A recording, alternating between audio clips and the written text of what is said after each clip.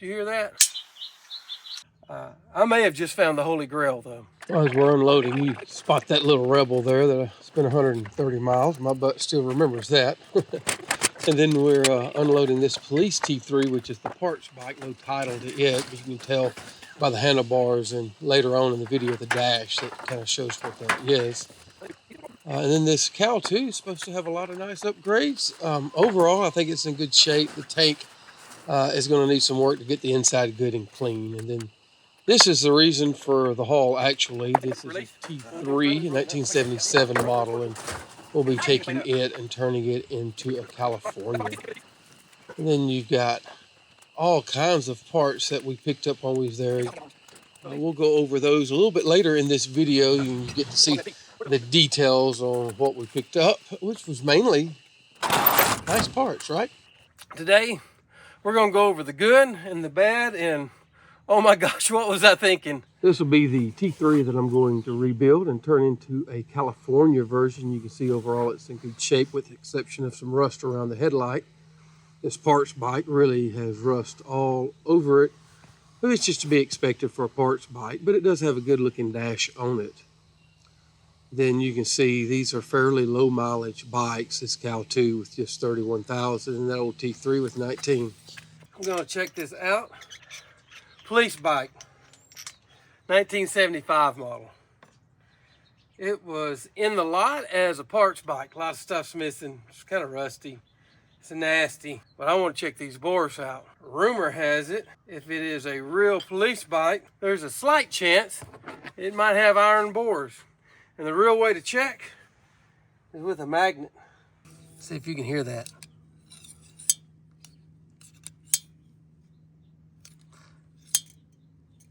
That's definitely iron line. Absolutely. Maybe somebody swapped the cylinders for the SP1000 or a convert or something, but I can tell you I'm amazed. I never have seen them, never heard of them until I started looking up after I bought these bikes, and this is absolutely amazing. This means that it saves me $1,000 pretty easy. Pretty easy $1,000 right here just from iron bores on this motorcycle. It is, it's awesome. That's what it is. Because that means instead of having to pull it down, put new cylinders and everything, and the other one that I'll be able to use these cylinders with some new gaskets and stuff, and we'll be set. That motor rolls over something incredible. I really thought the only thing I had on this parts bike was the police dash, the rims, and a few little bits and pieces that might be valuable. But for me, that engine's it. So everything I'd always heard said chrome bore 850 T3s, all of them. Never heard anything about the police bikes. So I read that and man, I got excited. Checked them. Yeah, this is nothing. I mean, there's no drag there or anything. So this is exactly what you'd expect. Chrome bore 850 T3. We're going to pull the top end off of the police parts bike. See what we really have in here as far as the cylinder goes. Is the rumor true that some police bikes actually came with iron line cylinders, or is that just a myth? Could this be a convert cylinder, or possibly an SP1000? Or do we have something completely different?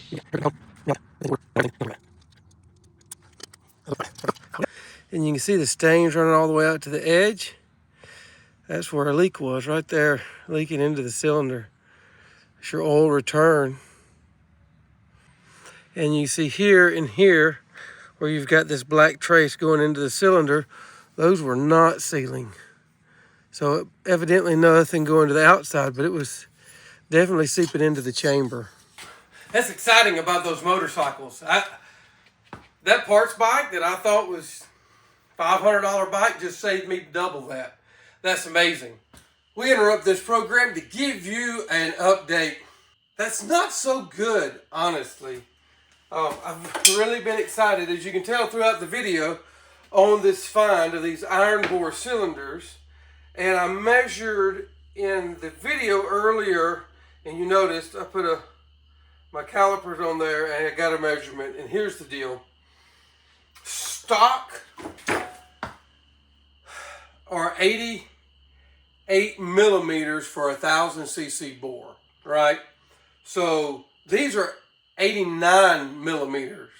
What that means is there was an aftermarket company that made a kit to put on the bikes that took it over the 948 or 949cc that the factory had.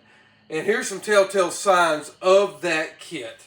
If you look here, you'll see how these oblong holes are.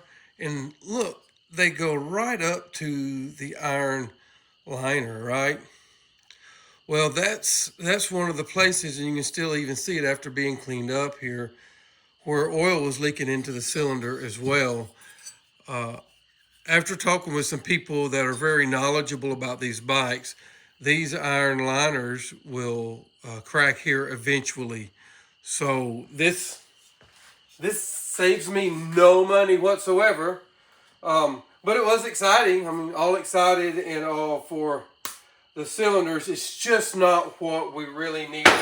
So the pistons I've got aren't going to be good for anything. These cylinders, they're just not worth the risk to run them and see. So in the next video that we cover the T3 in, we'll show you what I've done to fix the T3 so we can get rid of those chrome bores.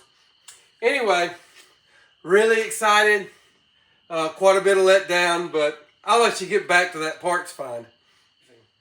But sometimes whenever you go pick up a bunch of Guzzi parts people's been collecting, you can end up with treasure and you can end up with junk. Let's see which way I made out, treasure or junk. This piece is amazing. Fresh painted gas tank. Inside, everything's perfect on the inside. There's no flash rust. There's no nothing inside of this gas tank. So this is amazing. Fresh paint, never been installed. Let's get this up before I drop it. So I have all the pieces here for the gas tank and for the side covers. So I've got these in really good shape. Missing one tab here. Not a big deal. The other three can help hold that. The same here. Missing one tab. Still have three. That'll work out good. 850 T3s also to go on the side panel. You can see here they're not perfect. There's a little black missing here and there. The white's yellowed. I'm gonna have a hard time figuring out whether I want to make them as perfect as the gas tank and really go into a thorough restoration job on the exterior looks or not, but I like something that has a little grit to it. With that in mind, side panels, perfect condition, completely repainted to match the gas tank. That's huge to me. So that's T3. It's going to be really nice. You've got fresh painted gas tank, side covers. When I say fresh painted, he painted them years ago before he got to where he couldn't work on the bikes, and they are tip-top shape. What I have here is the panniers. So once again, completely refurbished, repainted to match the gas tank and the side covers.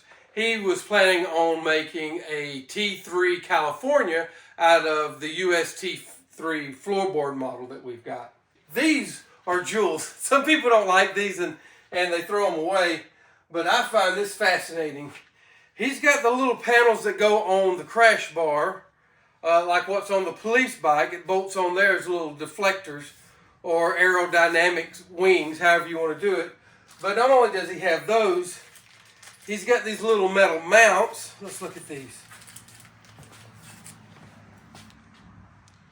He's got these little metal mounts, and you can see here that wing goes on, and this is where it bolts. So what it does is it fits here and lays against this wing and completely supports this. So without these, if you bolt these on and running any real speeds for a while, you can end up breaking these panels, but these ensure that these stay great. So these two pieces join in like so, mount to the where the exhaust hangers are. This on the back mounts, and this tab mounts to the fender, and these mount obviously back up to the top fender. So you have this very sturdy rack that holds those saddlebags in, just like the California version. And it's not bad. It's got some surface rust. You can see that here. You can see this rust right through here. But it's kind of all over it. I think some steel wool and a little work, and these will clean up really nicely. This is going to make a nice looking T3 California.